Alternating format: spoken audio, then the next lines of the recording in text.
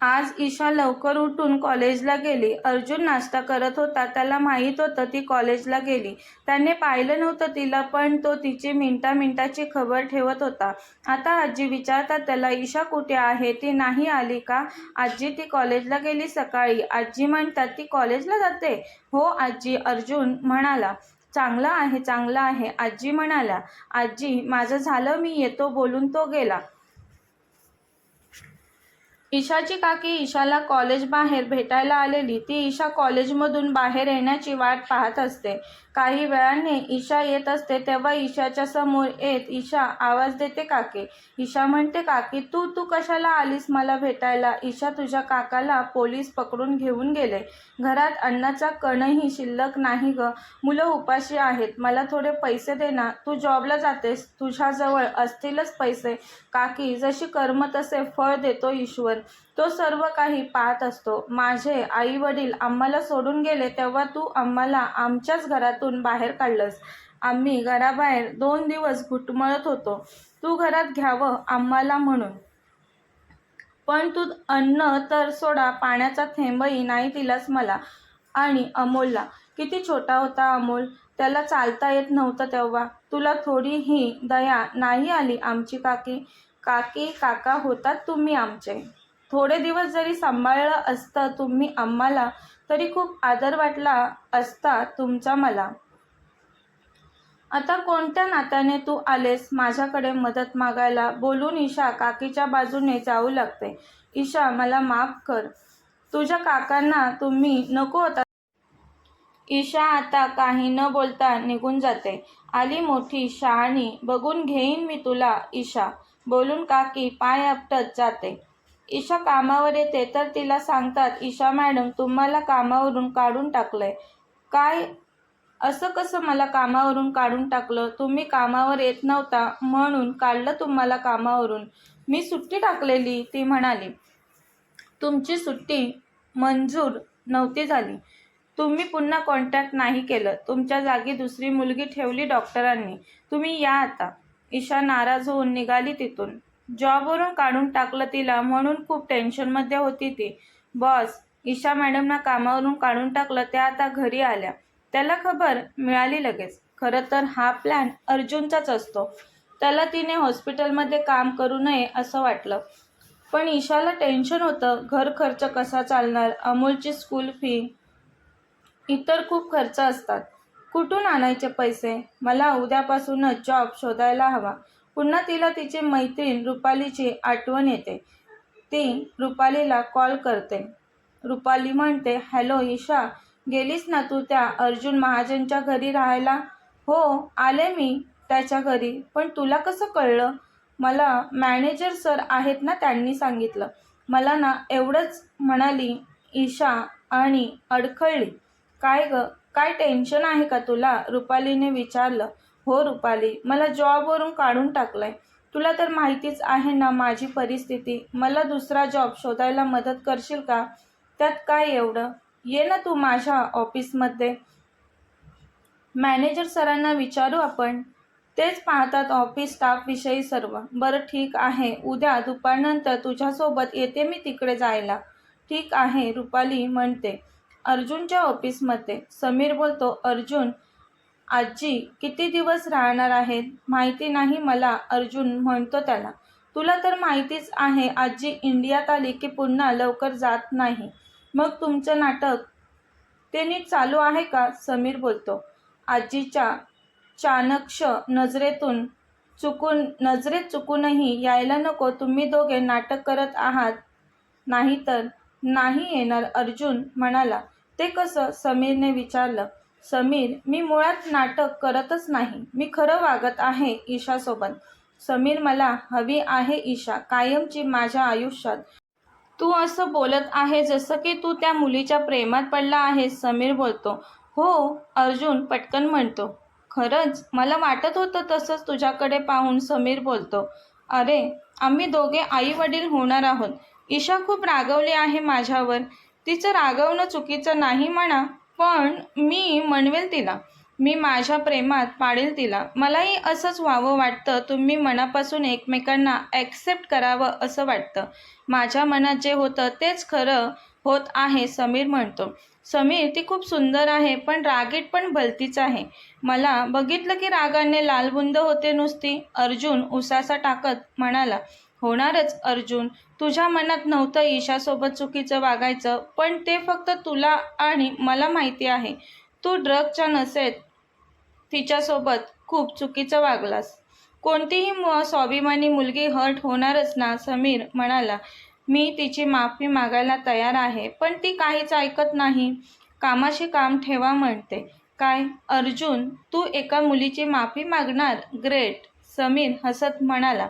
उद्याच्या पेपरमध्ये हेडलाईन द्यायला सांगतो मी. अर्जुन महाजन एका मुलीची माफी मागणार आहे, तर सर्व पत्रकारांनी त्या शुभ मुहूर्तावर हजर राहावे. एका मुलीची नाही, समीर, माझ्या होणाऱ्या बायकोची. अर्जुनही बोलण्यात मागे राहत नव्हता. तू प्रेम करतोस तिच्यावर? समीर अर्जुनचा चेहरा वाचत म्हणाला. असंच समज, अर्जुन म्हणाला. पण ती खूप साधी सरळ मुलगी आहे ना? मला तरी तसंच वाटतं तिला पाहून, समीर म्हणतो अर्जुनला. हो, ती खूप साधी सरळ मुलगी आहे आणि माझ्यामुळे ती हे सगळं फेस करत आहे. म्हणून तू तिच्यासोबत लग्न करणार आहेस का? समीर पटकन म्हणतो. नाही रे, काही काय. माझ्या मनात तिच्याविषयी भावना निर्माण झालेत. मला आवडू लागले ती खूपच. सतत ती नजरेसमोर राहावी, सतत तिला पाहत राहावं असं वाटतं मला. फायनली अर्जुन महाजन प्रेमात पडले तर एका मुलीच्या, बोलून समीर अर्जुनच्या पाठीवर हलकी ताप मारून निघून जातो. अर्जुन कामात व्यस्त होता तेव्हाच त्याचा मोबाईल व्हायब्रेट झाला. स्क्रीनवर कल्पेशचं नाव पाहून त्याच्या कपाळावर किंचित आठ्या आल्या.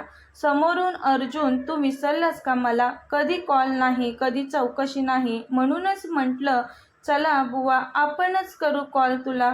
तू बिझी असतोस ना, तुला वेळ नसतो म्हणून. कसा आहेस अर्जुन तू? तो फक्त कानाला मोबाईल लावून डोकं थंड ठेवून कल्पेश काय बोलतोय ते ऐकत होता.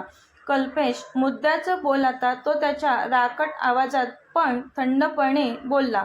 माझा बिझनेस सावरण्यासाठी मला तुझी मदत हवी अर्जुन. मदत नाही मिळणार, अर्जुन बोलतो. तो आता कॉल कट करणार हे समजून कल्पेश पटकन म्हणाला. अर्जुन, ठीक आहे, बिझनेसच्या गोष्टी होतच राहतील. आपण एक फॅमिली आहोत. तू वहिनींना घेऊन माझ्या घरी डिनरसाठी कधी येतोस? कल्पेश बोलताच अर्जुनने रागात त्याच्या मुठी आवळल्या. कल्पेश तिकडे कुस्तिकपणे हसत होता. नक्कीच अर्जुन चिडला असेल हे माहीत होतं त्याला. अर्जुन कॉल कट करतो आणि मोबाईल टेबलवर आपटतो. खूप राग येतो त्याला कल्पेशचा. अर्जुनची सुंदर बायको पाहून कल्पेशच्या मनात जलन होत होती. तो कोणाला तरी फोन करतो आणि ईशावर नजर ठेवायला सांगतो. नक्की ती त्याची बायको आहे की नाही ते पाहण्यासाठी. ईशाविषयी जाणून घ्यायचं होतं कल्पेशला सुद्धा. आज अर्जुन खूप उशिरा घरी आला आणि सकाळी लवकर ऑफिसला निघून गेला. ईशा कॉलेजनंतर रुपालीसोबत नवीन जॉब शोधण्यासाठी रुपालीच्या ऑफिसमध्ये आली. ईशा आलेली जॉब पाहायला ते ऑफिस अर्जुनचं असतं. अर्जुनला खबर पोहोचली ईशा त्याच्या ऑफिसमध्ये जॉब पाहायला आली ते. अर्जुन ताबडतोब ईशा आलेल्या त्याच्या ऑफिसमध्ये यायला निघतो. तो त्याच्या पॉवरचा वापर करून तिला ऑफिसमध्ये थांबून तिला लगेच जॉबवर ठेवून घ्यायला सांगतो. केबिनमध्ये बसून तो ती काय करते ते पाहत होता. ती दुपारनंतर आलेली ऑफिसमध्ये, त्यामुळे आता ऑफिस सुटण्याची वेळ झालेली. तो तिच्या मोबाईलवर पहिल्यांदाच कॉल करतो. नवीन नंबर पाहून ती कॉल रिसीव्ह करत नाही. पुन्हा तो कॉल करतो म्हणून ती रिसीव्ह करते. तो, मी अर्जुन बोलतोय, समोरच्या केबिनमध्ये ये. मी वाट पाहतोय तुझी. काय आता इथेही? हा माणूस, ती मनात म्हणते.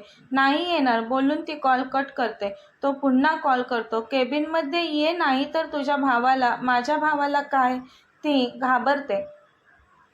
तू आलीस तर काही नाही करणार, तो गालात हसत म्हणतो. तो सहजच म्हणाला, पण ती घाबरली लगेच.